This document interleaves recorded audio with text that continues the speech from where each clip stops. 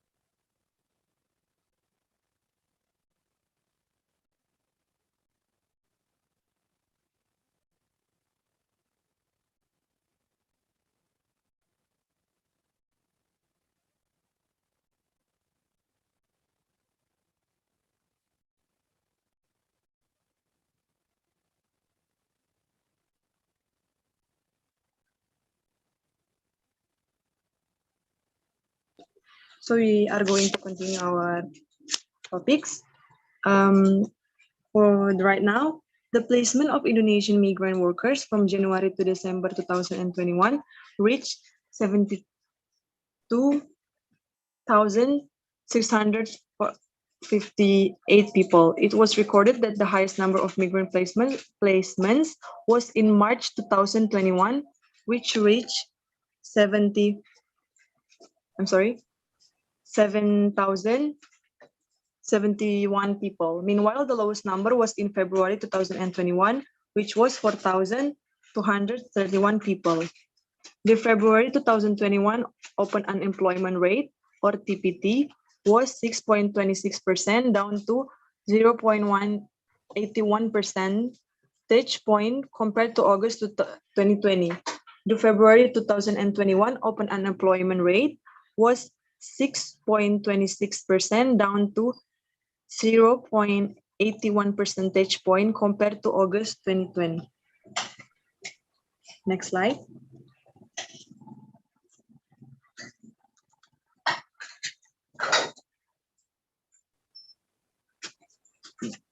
The average wage for workers in February 2021 is 2.86 million rupiah.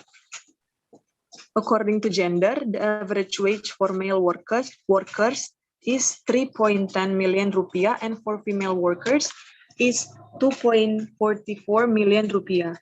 The average wage for these workers increased by 3.78% compared to August 2020. However, when compared to February 2020, the average wage for these workers decreased by 1.75%. Meanwhile, the average wage for workers with university education, according to BPS, is 4.39 million rupiah, while workers with elementary school education or less are 1.98 million rupiah. Next.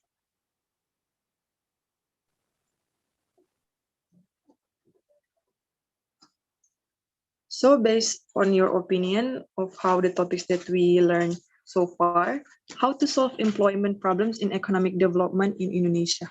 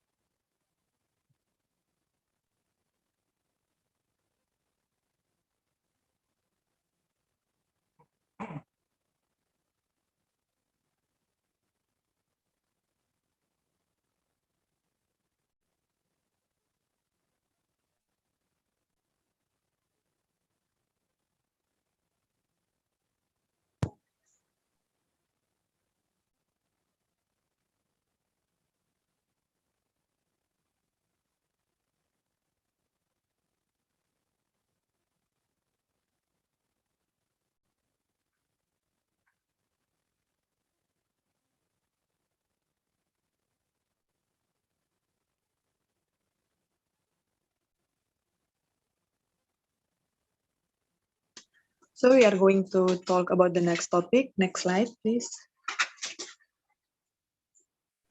The next topic is unemployment. Indonesia's open unemployment rate decreased to 6.49% in August 2021 compared to the same period last year, August 2020. It reached 7.07%. This amount was obtained from the National Manpower Collection conducted by BPS. The open unemployment rate, or TPT, is the percentage on unemployment compared to the local workforce.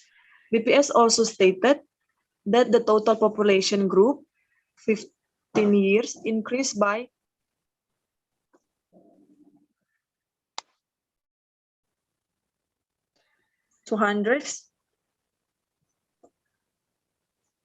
6,071 million. Of these, 140,015 million workers, as an increase of 1.93 and 63.55 million workers are not workers. On the other hand, less than 2/3 of the total workforce, or 60.12%, are full-time workers, up to 84.26 million. Next slide. So here we have a questions again. What do you guys think in the society there is the term quality unemployment?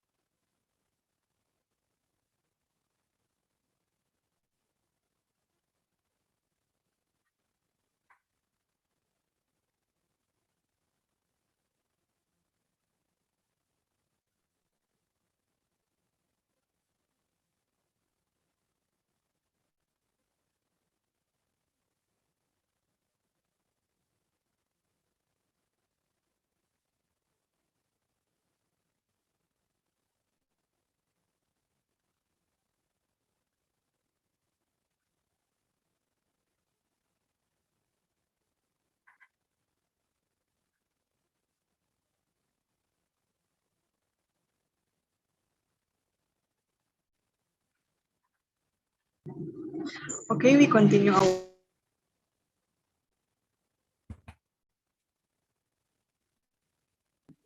Okay, we are going to continue our topics.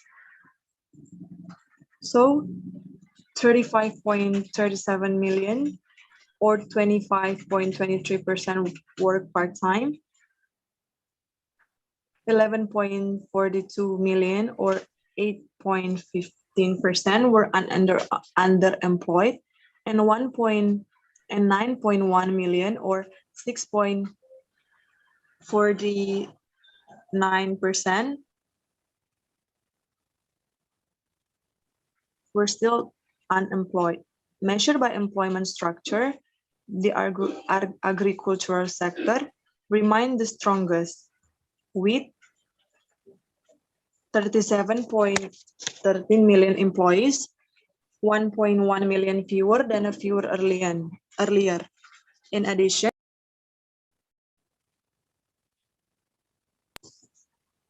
addition, the trade and the manufacturing sectors contributed 25.74 million and 18.7 million workers, respectively, of which manufacturing also made the largest contribution at 1.22 million. BPS also noted that the number of workers in the formal sector increased to 40.55%, especially the number of workers or employees increased by 1.02 percentage points. Another 59.45% still work in the informal sector. According to BPS data again, the highest open unemployment rate or TPT in Riau at 9.91% at the lowest in Gorontalo at 3.01%. With regard to unemployment in Indonesia, it should be understood that the emergence of COVID-19 has led to worsening employment condition, but its impact not only on the number of TPT, but on how many jobs are also measured. Loss due to pandemic, 21.32 million, down to 7.8 million of Indonesia's working age population were affected by the COVID-19 pandemic. As of August last year, the pandemic had lost 1.82 million jobs, up to 2.56 million in the same period last year. Next slide.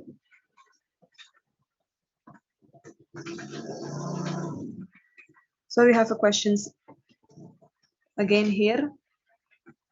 What the factors that affect poverty? Before we come to the poverty topics.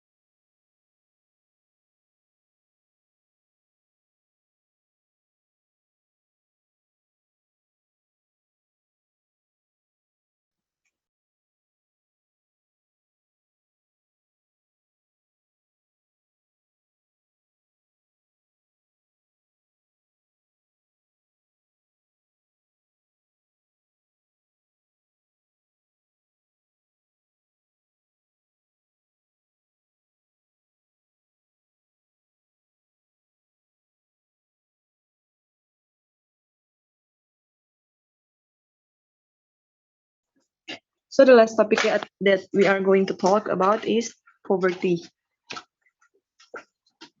Based on the main data sources use are data from the National Socioeconomic Survey or SUSENAS, Consumption Model Panel and Core has the following formula draft.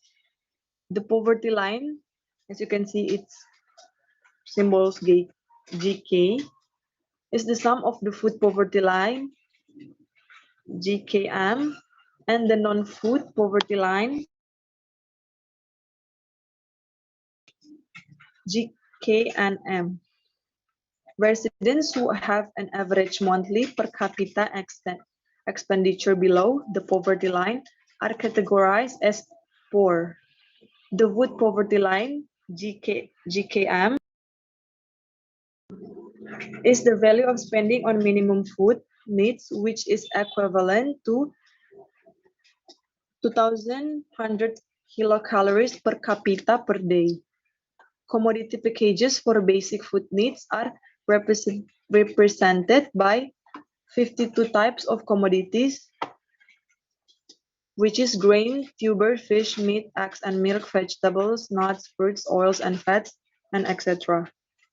The non-food poverty line, GKNM, is the minimum requirement for housing, clothing, education, and health. Commodity packages for non-food basic needs are represented by 51 types of commodities in urban areas and 47 types of commodities in rural areas.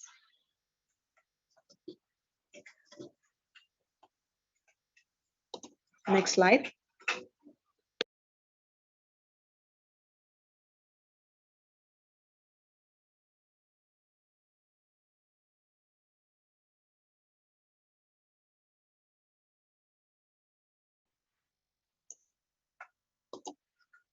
Poverty and poverty alleviation research covers a wide range of topics, including trends in poverty, social assistance, social insurance, community-based programs, and creating more and better jobs. This research library provides a foundation of evidence for the bank's policy, recommendation, and other assistance to the Indonesian government. The bank also insists The bank also assists in the implementation of government projects through a technical assistance. The PNPM support facility, for example, assists Indonesia's National Community Empowerment Program with analysis and execution. Next slide.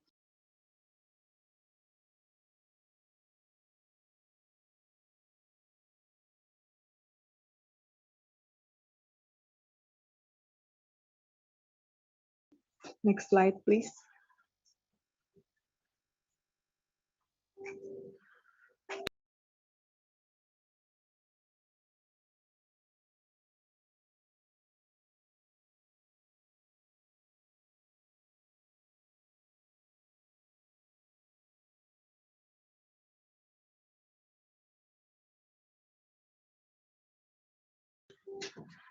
As you can see in the slide, BPS recorded the number of poor people in Indonesia reached 27.55 million people, or 10.19% of the total national population as of September 2020. As you can see in this chart, Papua has a high poverty rate of 9,012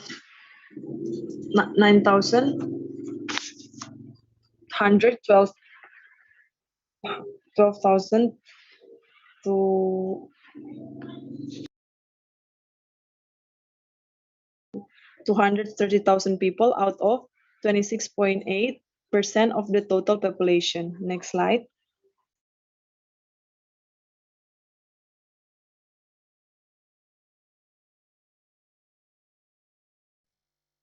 So how can this problem be solved? Next slide.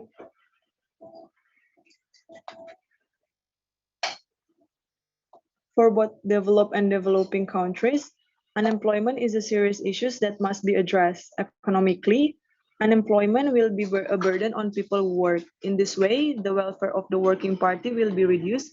Unemployment also hampers economic growth, which, if not immediately increased, will make it difficult to create jobs and reduce tax income. The COVID-19 pandemic has caused the number of unemployed in Indonesia to increase sharply. Based on data from the Capital Statistic Agency or BPS, the open unemployment rate in 2019 was 7.03 million people. Due to the pandemic, the unemployment rate jumped to 9.7 million people in 2020, or an increase of 2.67 million people. Next slide.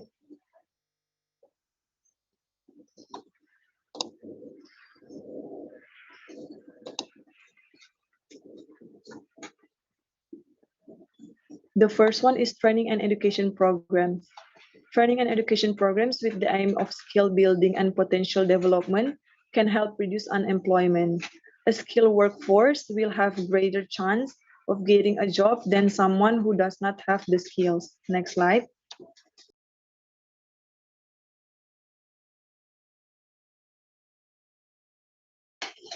In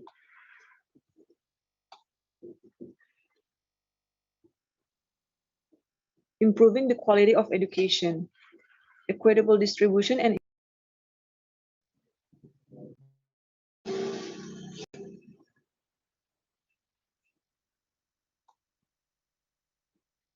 improvement of the quality of education will encourage the improvement of the quality of human resources and enable them to obtain wider job opportunities. And the last one is increased economic growth. The government needs to consistently increase economic growth. When the economic improve and is more quite equitable, the opportunities for job creation will also increase.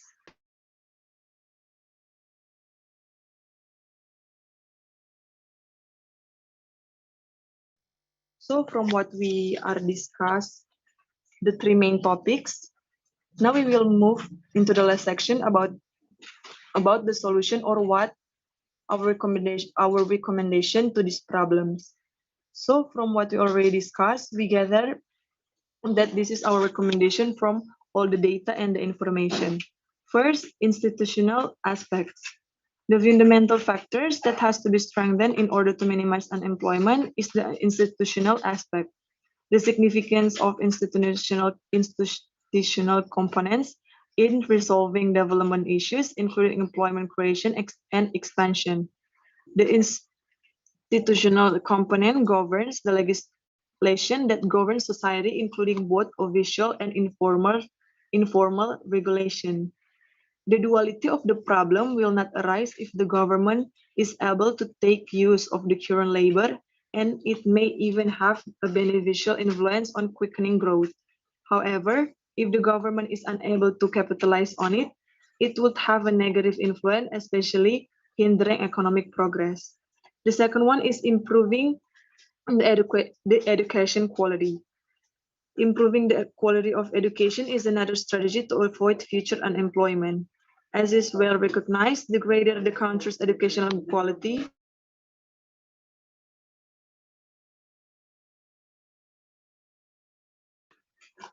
the more developed it will be. For obvious reasons, no. Human resources are of high quality when education is one high quality.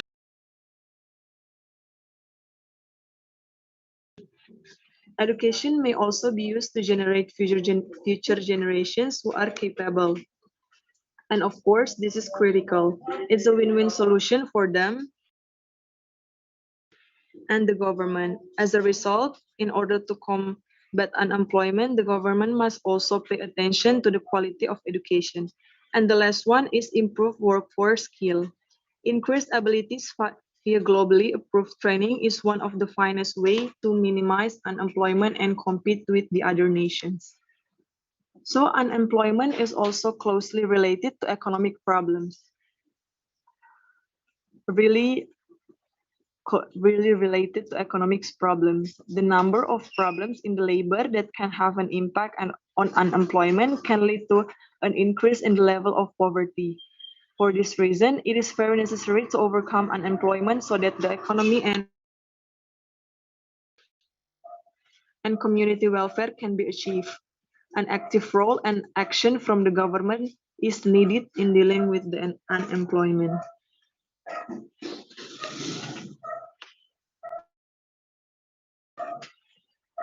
So that's on the topic for our